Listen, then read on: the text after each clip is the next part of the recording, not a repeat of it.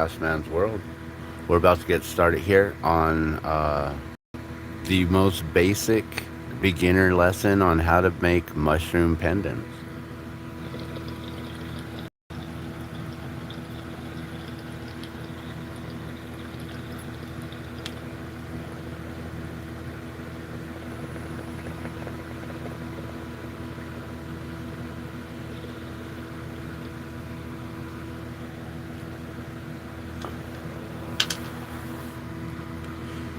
So we're gonna make these here simple one color mushroom pendants that I make within 5 minutes or less. And some of these may look like they have several colors or using different colors instead of the solid. But sometimes we have the opaque colors, and then sometimes we have the colors that are a little bit more, um, they have more metals and minerals in them. And so it looks like you get more colors, but it's just one color right there. So I'm going to show you a real quick, simple lesson here on how to make these.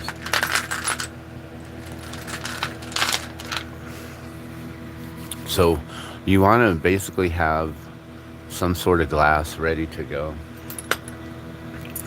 And we have this jade green right here. Recently I posted up a video on how you can get a rod of glass. So if you have an entire case of glass of the so I use the Scout glass here from Germany. It's the most clear, most transparent glass there is. And so the Scout glass is comes in, I think, 5-foot increments. And so with the 5-foot rod of glass, and you cut them in half or cut them into thirds, so then you'll have three short sections at about, like, 18 inches or so. And then you get one full stick of color. So if you have a full stick of color like this here, completely brand new, not used at all, one color, and a full 5-foot rod of 16 millimeter clear glass can make me 75 of these mushrooms. And I still have this much color glass left. Hey, good morning. I see True Indica's here. I got to get my comments up real quick. But this is what I have left of the color. So I wanted to show you guys that with a $20 investment, usually the sticks of color are like $10. And the clear glass, the 5-foot, sometimes they come in 4-foot increments. If they're not the Scout glass, they'll be 4-foot. So either 4-foot or 5-foot, you should be able to make. I have this much clear glass left, so you should be able to make 75 of them by using up the whole thing. I stopped at 75. I puntied up the end of the rod that I had left onto this one so I could still use it. You can see where the seam is right there. So that's what's remainder here. I can still make several more from that $20 left over. So starting with just $10 in clear glass, $10 in color glass, you can make 75 mushrooms, and then turn those into $5 each, right? Sell them for $5 each, and then you've got yourself $375 from a $20 investment. Now that doesn't include all the equipment. Doesn't include the investment of the torch, doesn't include the investment of the gas, the propane, the oxygen, the regulators, the hoses, all the things. Once you are established and you have your own studio, you have all the tools that is required and necessary for at least making these, which usually you would need, what do you need? You need a reamer, and you need the tweezers or pliers or some way to grab the glass, hold it. So I don't even think I need this except to set them down on, and they can go directly in the kiln. And then you need glasses, of course, right? You need your didymiums to work with. But once you have these basic tools, then you take $20 worth of glass, and that becomes converted into $375 if you're retailing everything. Now, wholesale these at 50 for $100, and anyone can get in on that deal. That's without the cord, just like this, just a piece of glass with the mushroom inside. Basically, they're $2 each at that point. 50 of them for $100, plus you'll pay for shipping, of course. Um, but but yeah, anyone can get in on that game right there, and have fun making money with me. So I'm gonna show you guys how this works. It's real simple. You just have a 16 millimeter rod. You have some color ready to go. I've already got plenty of green, so we're definitely not gonna do green. I've got 75 green all ready to go, so we can do any color at this point. I've got to make at least like 10 to 20 per color. So yesterday I went out and we got two new accounts here locally. I'm looking for two accounts in all 50 states right now, simply for the mushrooms. I'm looking for bead and jewelry supply shops that want to buy these at wholesale to retail them for for $5 or however much they're going to make off of them. I don't know. They might only tag on a dollar or two a piece and sell them for $3. They'll get them for two, sell them for three. I don't know how much money they really need to make. But oh yeah, and I wanted to also teach you guys about this. There's a simple procedure on turning on the torch. Okay, so once you have your hoses hooked up, the regulators hooked up, everything's dialed in, right? You've already got the pressure set. To simply turn on your torch, there's a acronym that we use called POOP. P-O-O-P, POOP. And that's propane, oxygen, oxygen, propane. So to turn on your torch, you use the propane oxygen. So you turn the propane on first. Just give that a slight turn. Don't crank it or over crank it. So you can just have it just barely turn on, and you can bring that flame up a little bit. You don't want to have it up too much.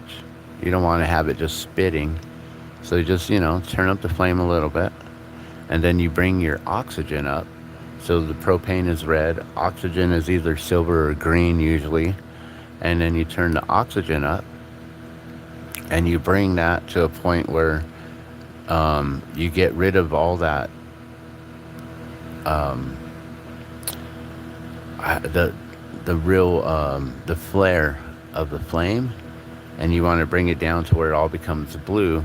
But you don't want to over crank that oxygen and make it hiss, and that way it's going to start to build up too much soot and a lot of carbon within the ports of your torch, and then you're going to clog your ports. So you want to make sure that your oxygen propane ratio is always right on. No matter how much propane you put in, you always want to make sure that the oxygen propane ratio is always about the same. And sometimes you could crank it up a little bit more, sometimes crank it a little less for either a reduction flame or a more oxidizing flame.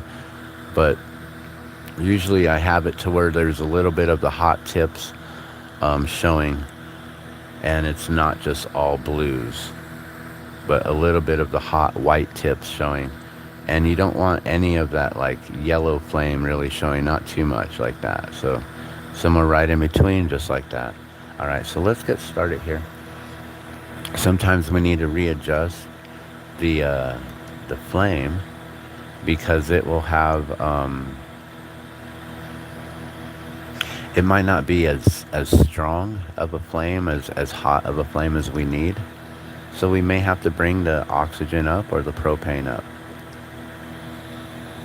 So let's get started here. We get the 16 millimeter This is usually melted in a weird way when you pull it from the last time. It's not hot right now, so I can touch this. I haven't worked anything at all.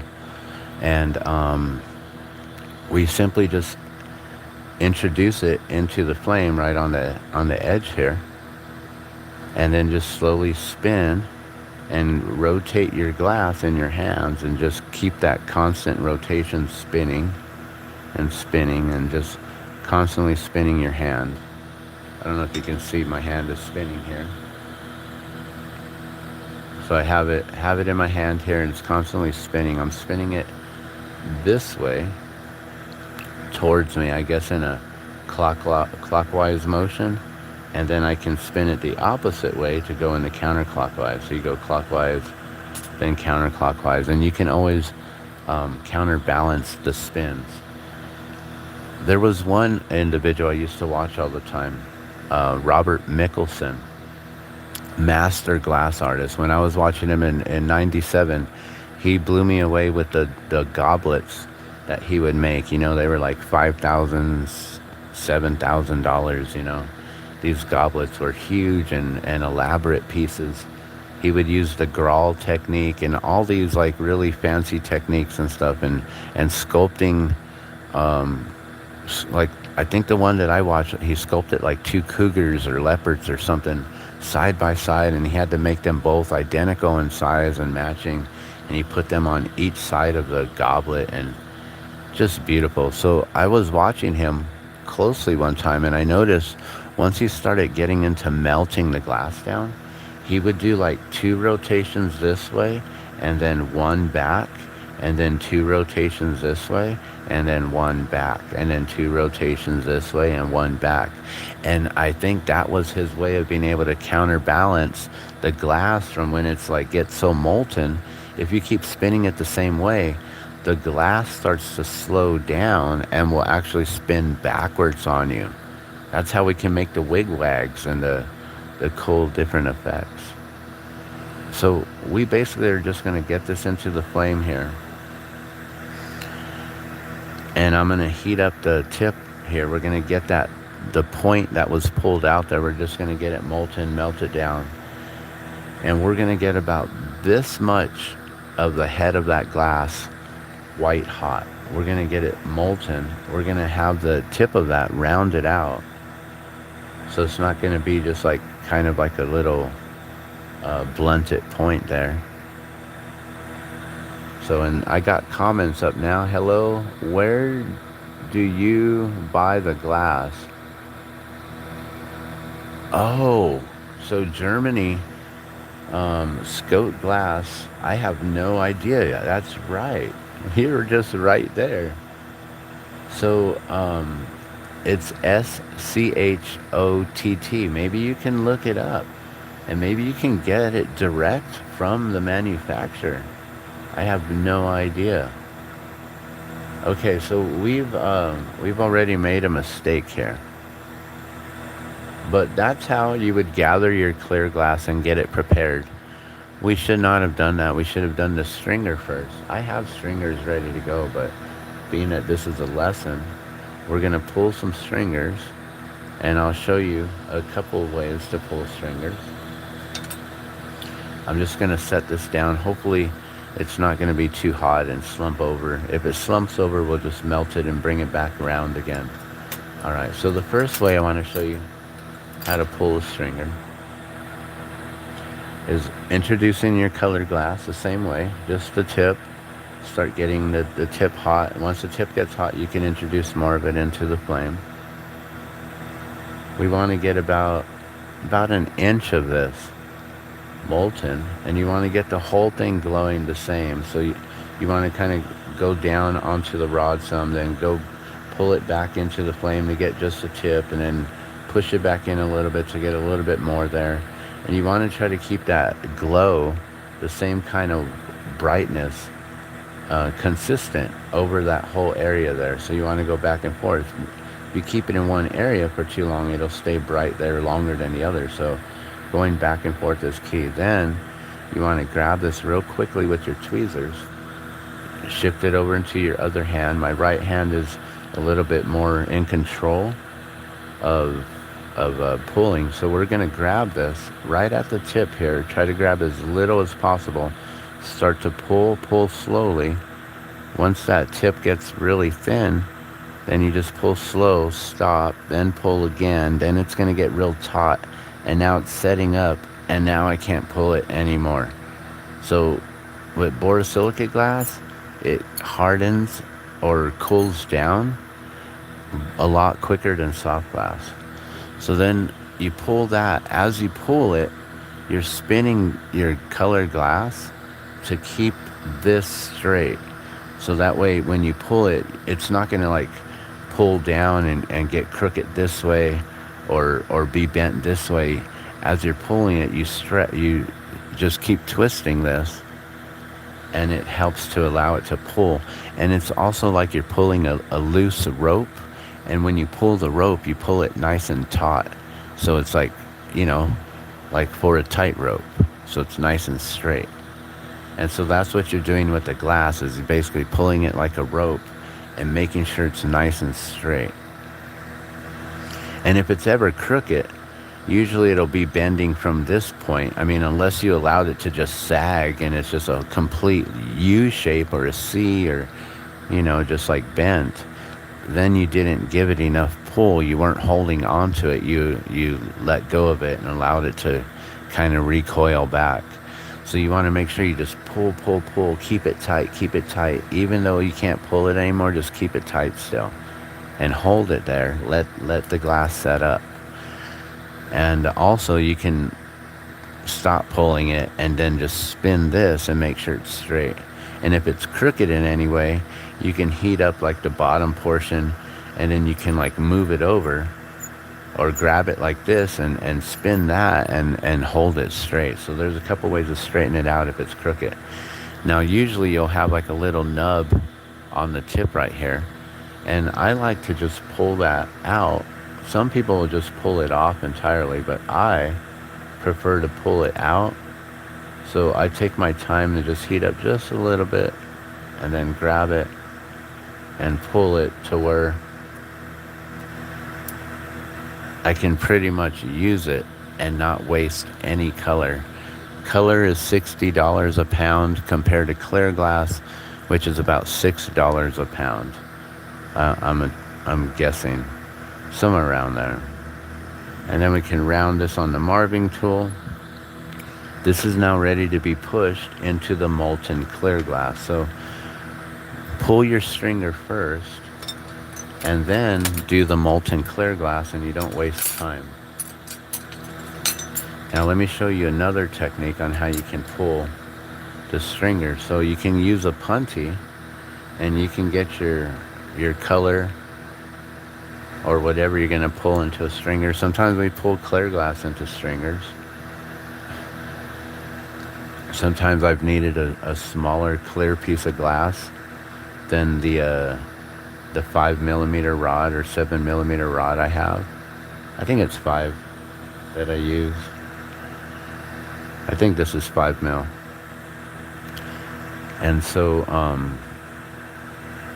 sometimes you need smaller clear glass, but for a color stringer, we do the same thing, heat it all up, get that glowing in the same area. So I'll go to the tip, go to the body more, going back to the tip, and then I'm gonna attach it right to the punty, and then I'm gonna go vertical with this one. Just in case I pull it off, I don't want that to slump down, and I just allow that clear glass to grab a hold of it, and I keep pulling and kind of, I'll rock my fingers back and forth like this, kind of just like that, just rocking them back and forth as I pull it taut like that rope. So you're just keeping it nice and straight. And then sometimes you can just pull it right off.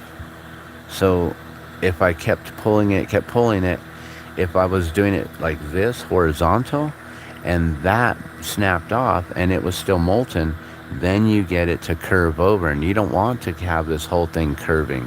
You want it nice and straight, because we're going to push this in, and you want to have the force, that pressure, being directed right behind this whole entire skinny little piece of stringer here, so it doesn't snap. If it's bent and you force pressure, it's just gonna just snap, right? So you want to have it to where it's nice and straight. So that's another way to do it.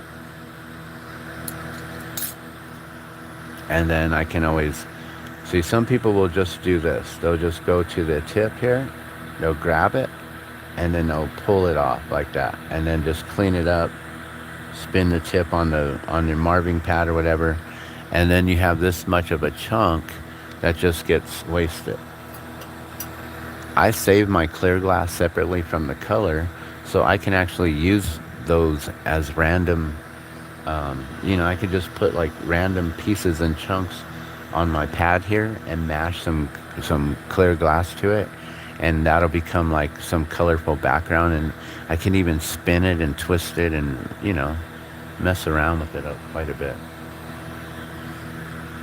All right, so now we're going to get to pushing the glass, and this is just a quick lesson. I realize I don't have a simple how to make mushroom pendants. I have a tutorial that I did in silence for some reason. I don't know why I did it silently.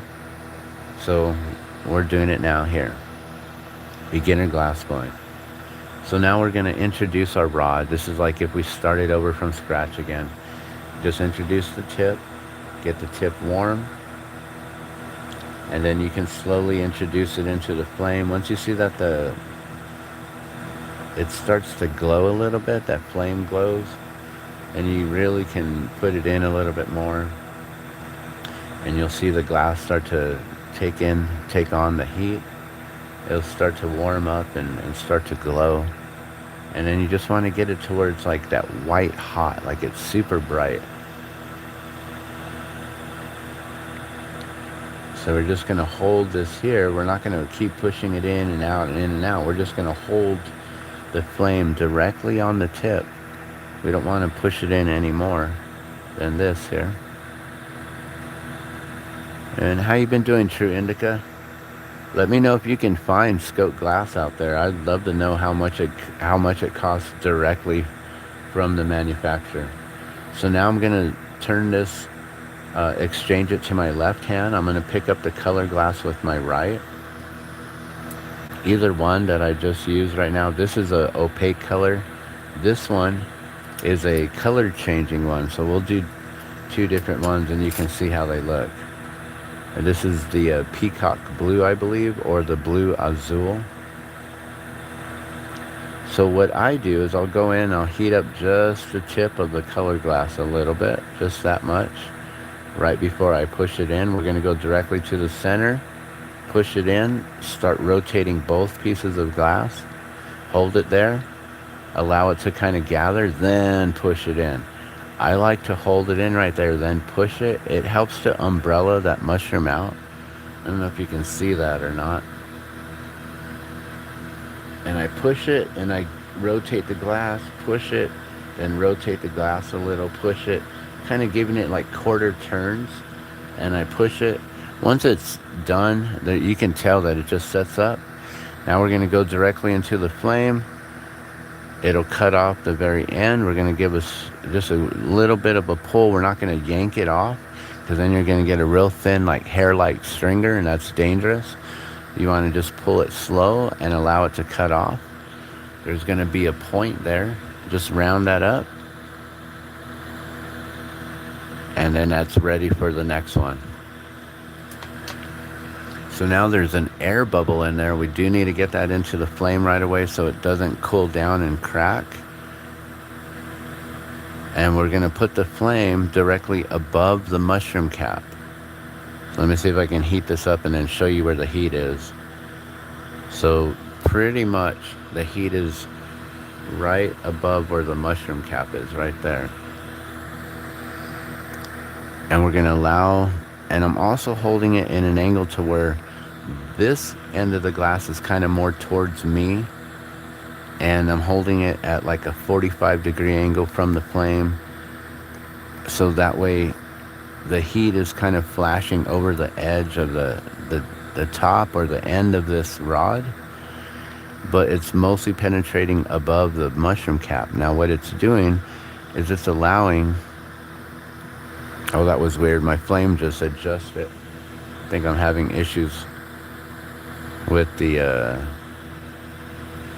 regulators or something. So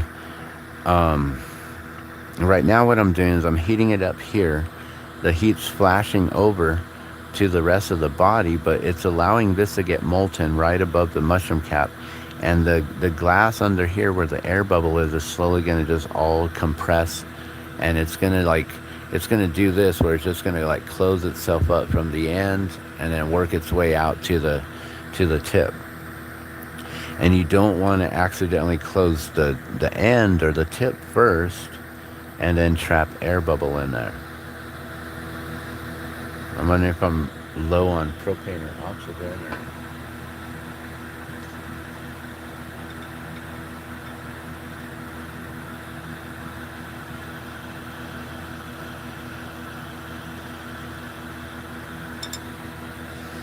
One of these regulators is fluctuating. All right, so we're going to go back, just starting from the top of above the mushroom cap here.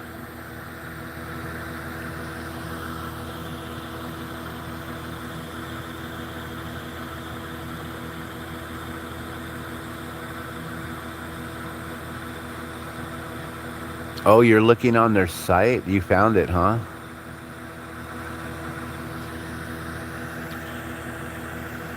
So we're going to just continue to heat this up. I'm glad that this is a good lesson for you today.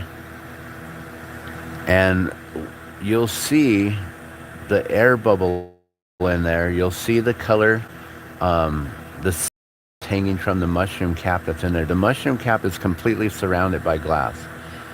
It's the stem and underneath the cap that we're trying to allow this glass to slowly get molten, and we're going to pull the glass through the flame this way, slowly, allowing for the clear glass to connect, to make a connection inside the center of the rod here with the color glass. So the clear glass and the color glass, they're going to bond, and you'll see pretty much the way that it's magnified. You'll be able to see like how once the color is attached to the clear, it looks a lot thick. Yeah, it looks thicker than the glass that's hanging in between the air bubble. And you'll be able to just walk the air bubble down, and slowly I'm pulling this now to the end. So, and it's, you know, the flame is pretty much as thick, as wide as that whole entire mushroom is. So you just slowly walk it out, move that flame through, and then get it on the end, because there's going to be a little like a hole, a dimple there. And you want to melt that down, make it nice and smooth. If you hold it like this, your pendant will elongate. If you want to keep it more of a teardrop shape, then you keep it more either horizontal, or bring this hand lower than your flame, and it'll allow this to round up and stay bigger.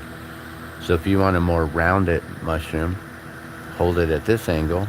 If you want it more elongated and stretched out, hold it at this angle. So then we round it up. I'm still going to hold it to where this is falling downwards like this. And then you can see that mushroom is in there. The air bubble is completely out, away from the stem. This is when we get our punty. You just heat up the tip of the punty. Just introduce it into the flame like we did with everything else. Just the tip, and slowly heat that up. Now we only want the tip of this molten. We're going to attach it directly to the center. So be real cautious and careful. As soon as you attach it, spin it. You can move it now at this point. So you can move it back and forth. So you can then straighten out your punty and get it perfectly in the center. Go directly above the flame, right where the rod is flat, not the rounded part of the pendant, but kind of right in between, like where that transition is, right where it goes from the pendant into the rod. And we're going to keep the flame right there. It's going to start to move on you. You'll feel the rod will start to, you can bend it. So once it's flexible like that and malleable, you keep holding it in a flame. Continue to hold it in a flame. It's going to want to stretch because your hands, for some reason, pull away from each other naturally. So you're just going to slowly pull this away from itself anyways, but just hold it there. Let it get extremely molten and super white hot. You'll see the top of that mushroom glow. And then at that point, you're going to yank it, boom, and stop at about 2 to 3 millimeter thickness. And then you give it a slow pull. So you're going to yank it, then pull. I do a bend upward and then put it in the flame. Give it a nice little flame kiss to bend it this way. Allow it to set up. Flame kiss it again. Bend it down some more if it, just use whatever amount of heat you need. At this point, we're going to get it molten, attach it to the body like that. Then flame cut it off. Pull it real slow, allow it to cut off. You'll have a little knob right there at the end. We're going to use our reamer and we're going to flatten it down. And so I'm going to heat up the knob from the top of the flame, go underneath, hit the bottom of the flame. So I'm only getting the knob, and then I'll flatten that down. So that'll help when I'm rounding out the whole thing. And it's completely crooked and weird looking.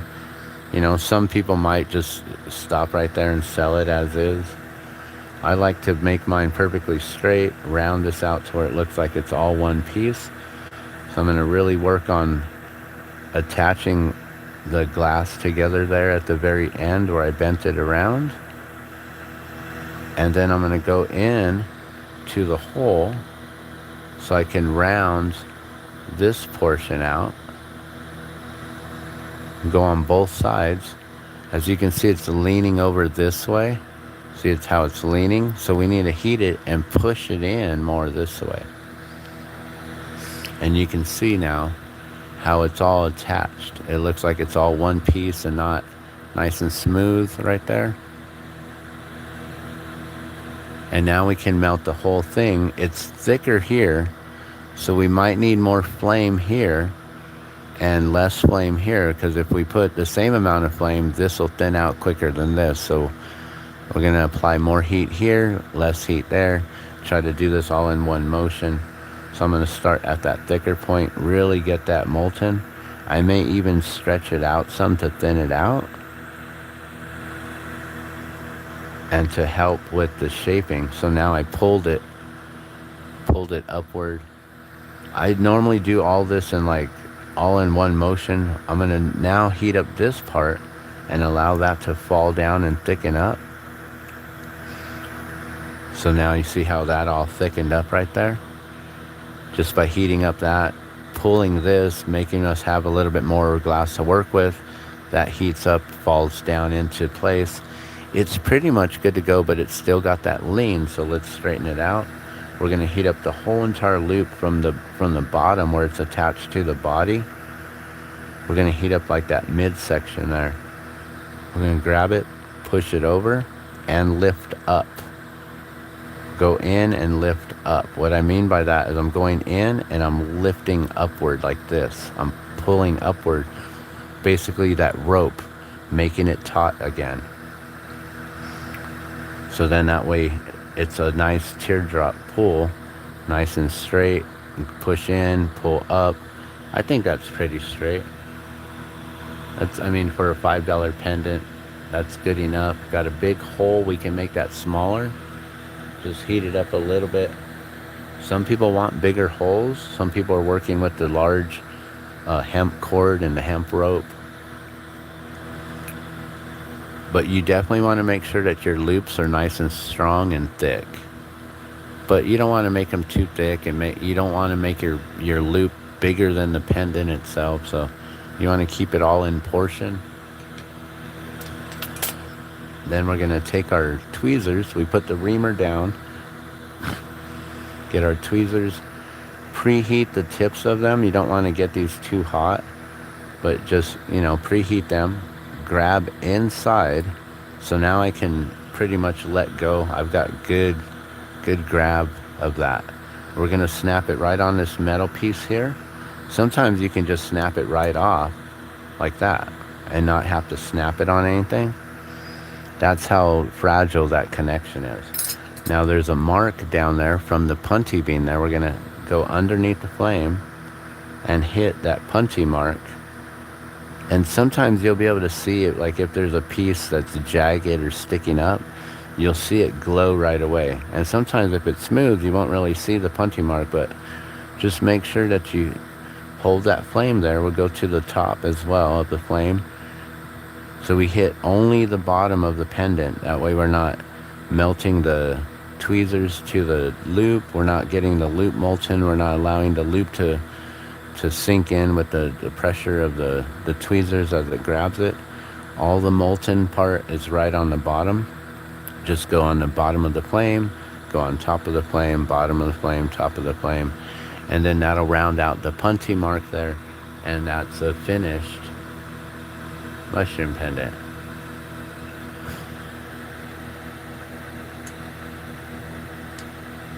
Now usually I'll make 9 of these in the same color, and I'll do a row of 9, which will fit on my 6x6 pad here. And so usually that's how many I make, and maybe I'll try to do like 10, and then just maybe set one aside and then put the 10th one there to allow it to cool. Sorry about that. And I don't know if I just hit snooze or cancel. That was the alarm to get the kids up. 7 o'clock, I guess. So let's do one more real quick, and then I'm gonna let you guys go. And we're gonna do the 2-color mushroom, but it's only one color, but it's gonna look like 2 different colors. And now you see there's a lot here. You can either melt this down, take your time and melt it down, or just melt this part here and pull it off, and then just go right into it. So either way, I'm gonna just melt it down real quick. So I'm gonna actually go right where it's bent and slowly get it nice and straight, and then go into the whole entire tip here, get all of it molten at once. It's gonna move around kind of weird, so I'm gonna have to like kind of just overcompensate my angles with that, bring it back into one piece. Now it's not as long as it was. We'll just melt this all down. We've got the stringers ready to go. So once you have some stringers pulled, you can do several mushrooms at a time.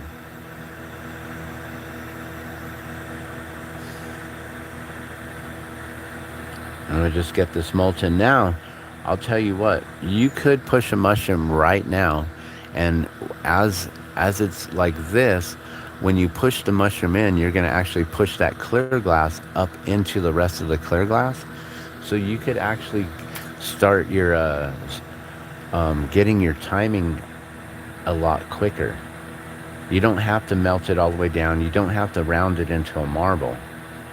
You can just have it at this part here, go in, make sure you go right in the center there, spin it a little bit, allow it to gather, then push it in, push, quarter turn, push, quarter turn, push. This is where it's real dangerous, and especially working long stringers like this, I would highly recommend just pulling like a 2-inch stringer. Don't do the like 6-inch stringers that I do. Don't do this. Start with stringers about this small, do like 3 at a time. That way your stringer is stronger and it's not going to snap on you and stab you. You don't want to stab yourself, you don't want to burn yourself, but being a glass blower, just know you're going to stab yourself and burn yourself. It's going to happen. You're going to cut yourself, you're going to burn yourself. It hurts from time to time, especially if you're not careful and cautious. That's why always safety first. Always being careful, putting your hot ends away from you so you know that these are the cold ends here. But also you got to remember, if you accidentally put something hot next to a cool end, then you might accidentally heat up the center where you're going to grab from somewhere. So we're going to do the same thing. We're just going to put the heat directly on the mushroom cap. I'm going to do this one a lot quicker now and try not to explain the whole thing through. Usually when I do my beginner lessons, they're $30 for the hour, and I'll do 2 mushrooms. I'll walk our way through on the first one like I just did. Then the second one, I do it pretty quickly, explaining what I'm doing, which is right now we're just melting that air bubble out, staying at the mushroom cap until that air bubble captures around the stem, and it just starts to push out. Then you go to the tip. Once you get to the tip, I grab my punty right away, so that's ready to go. Spin this out of the flame. That's now allowing it to cool down. Get the punty molten as I'm allowing it to cool down. Touch it right away, but being cautious to go in the center. Keep it nice and centered. Go directly above the mushroom cap.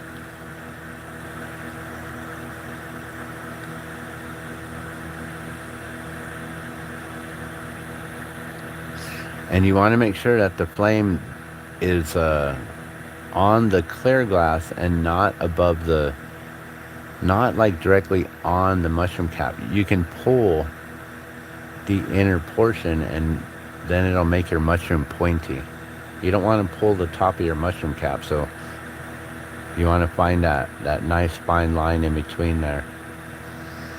And then give it a nice pull. Get it to that like 3 millimeter. Oh god. Okay. I did hit snooze. I hit snooze and not dismiss. Alright, then we'll pull up. Heat this around. Bring this around. I'm going to do this a lot quicker than I did last time. Bring it around. Get rid of that little nub on the bottom there. Slowly work it. Get that part round it. And get the whole thing nice and molten. Bring it all down to and gradually just allow it to fall down into itself. Do the last minute little shaping there. Get it nice and round. Pull it up. Make sure it's nice and taut. Go in a little bit to just round it down some more. Make sure it's nice and shaped good. And there you have it. So that's a lot quicker there compared to the first one. And then we just snap it off once again. Clean up the punty mark.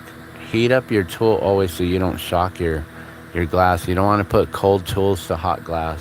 Then you can snap it off like that, or snap it off in the air. Go underneath. Heat up that punty mark. I just always hold it on the bottom there for a moment and just allow it to heat up real nicely. And then go on to the top. Going on to the top and then going on the bottom, what this does is it allows for that glass to really settle, and then once you hold it like this, that glass just kind of just rounds itself out, kind of falls and just, you know, like the way a water drop would be. And then that's done. And this one will look a lot different in color. It'll have two tones, 2 different colors compared to the first one. This one is a solid opaque color. As you can see, it's a peacock blue. And the other one I think is caramel or caramel or caramel or caramels. However you want to pronounce it. And let's see if we can show you the colors here. And then this one here should have the 2 different tones of color to it.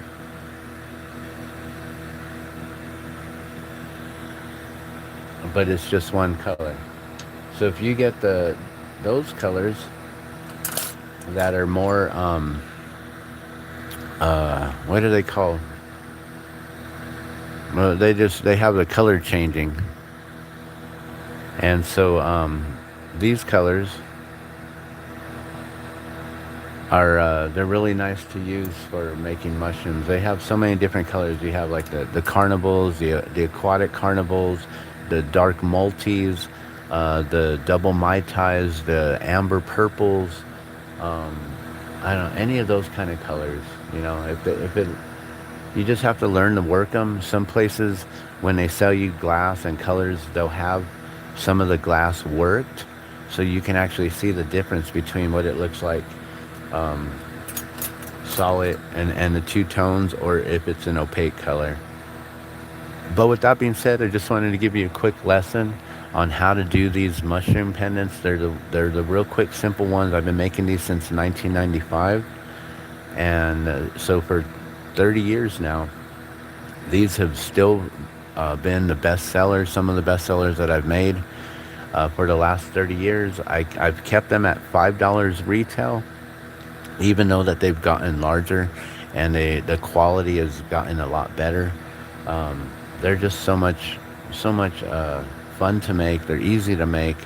They're a very good investment. Turning $20 into anywhere from my wholesale of 75 at $2 each is 150.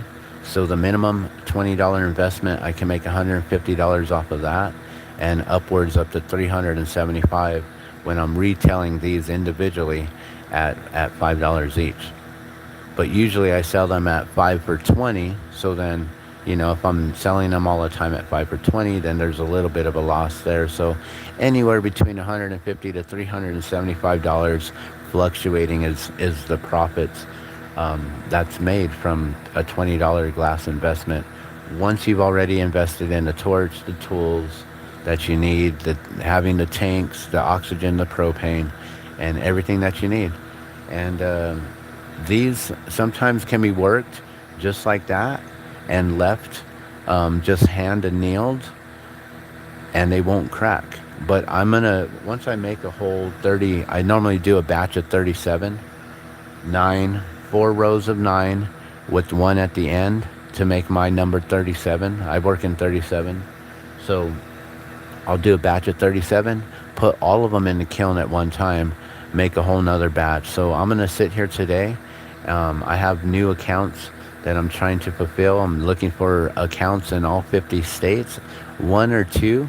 So if you live in a different state other than New Mexico, I'm here in Albuquerque, New Mexico. If you live in a different state here in the U.S., including Alaska and Hawaii,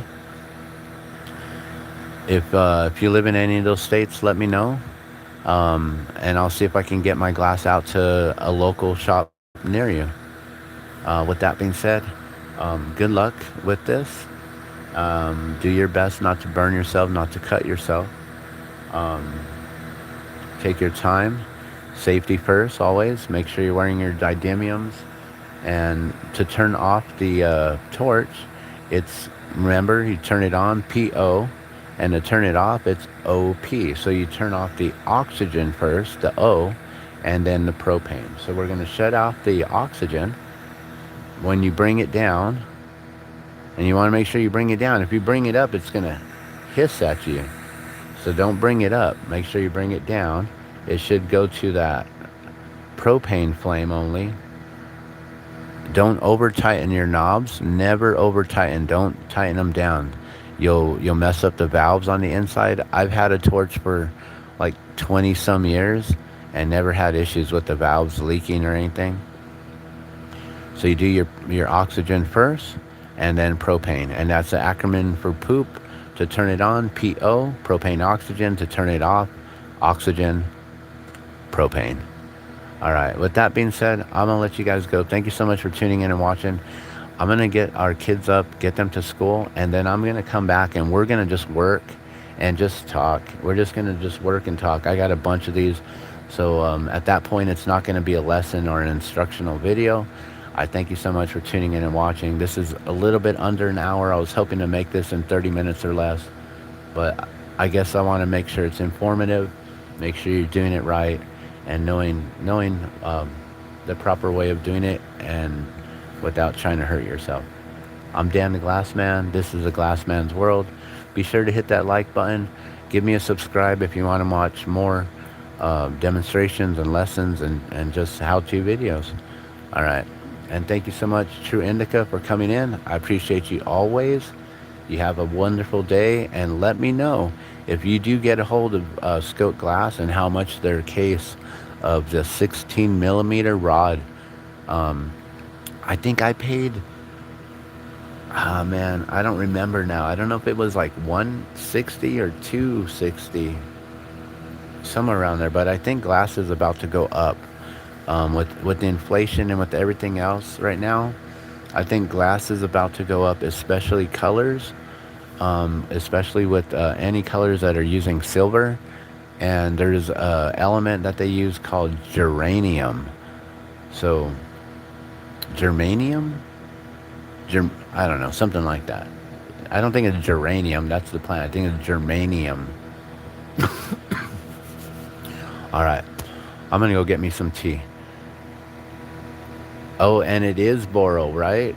Yeah. Check for borosilicate glass. Thank you so much for tuning in. I'll be back later. We'll make like as many of these as we can. It's gonna take 70. It's gonna take 6 hours to make 75 mushrooms. I don't know if you want to sit here for 6 hours, but uh, I've never I've never seen how long I can go live on YouTube. I've done that with Facebook, and I reached the 4 hour cap one day, not knowing. I was like, oh, okay. So maybe one day we'll do that. Maybe that today will be that day. All right. Thank you for tuning in. Oh, it's 12 hours? See, I don't even know these things. Thank you. Should we do a 12-hour live stream? That'd be ridiculous. Would I even get all the viewership that I would need? Would anyone even watch a 12-hour live stream? That'd be ridiculous. But I could go through every single piece of glass in the world on a 12-hour live stream. I could do a whole entire tutorial of from beginner to intermediate and then advanced glass blowing with jewelry, with pendants and things like that. That'd be kind of fun. And I'm interesting enough, huh? I could probably carry the conversation for 12 hours. Yeah. I with everything that I have to talk about and stuff. And then just explaining the glass along the way. Thank you so much. I appreciate that, Sharindika. All right. Well, I got to go. Got to get the kids up. Love and blessings. You guys have a good day. I'm out.